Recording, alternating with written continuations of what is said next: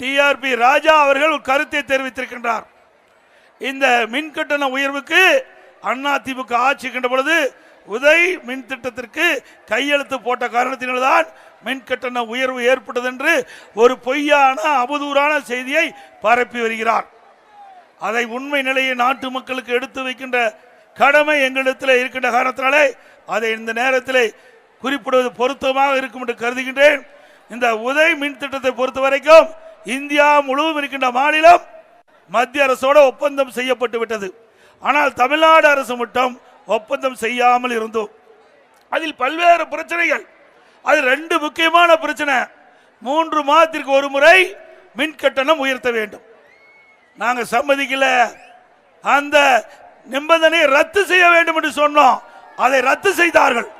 3 மாதத்திற்கு ஒரு முறை மின் கட்டணம், அதை அந்த நிபந்தனையை ரத்து செய்தார்கள். மீண்டும் விவசாயிகள் மின் போட்டார், அதற்கு மீட்டர் பொருத்த வேண்டும் என்று நிபந்தனை இருந்தது. அந்த நிபந்தனை ரத்து செய்ய வேண்டும் சொன்னோம், அதையும் ரத்து செஞ்சிட்டாங்க. ஆக 2 நிபந்தனைகள் முக்கியமான நிபந்தனை.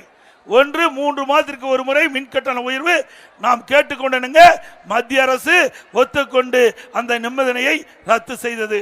மற்றொன்று, விவசாயிகளுடைய பம்பு செட்டுக்கு மீட்டர் பொருத்துவது, அதையும் நாம் கேட்டுக்கொண்டதுங்க. மத்திய அரசு அந்த நிபந்தனை ஏற்றுக்கொண்டு ரத்து செய்தது. 2ஐயும் ஒத்துக்கொண்ட காரணத்தினால்தான் உதய திட்டத்திற்கு நாம் கையெழுத்திட்டோம். இதுதான் உண்மை. அதுக்கு பிறகு 2017 உதய திட்டத்துக்கு நாம் கையெழுத்து போட்டு விட்டோம். 2017-18 அதிமுக அரசாங்கம், 18-19 அதிமுக அரசாங்கம், 19-20 அதிமுக அரசாங்கம், 20-21 அதிமுக அரசாங்கம்.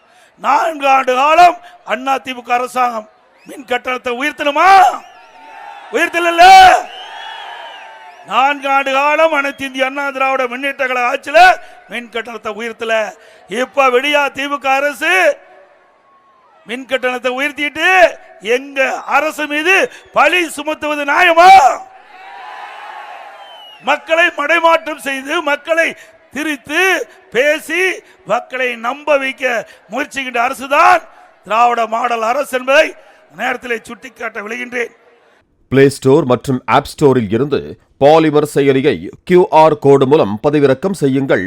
செய்திகளை உடனுக்குடன் பெறுங்கள்.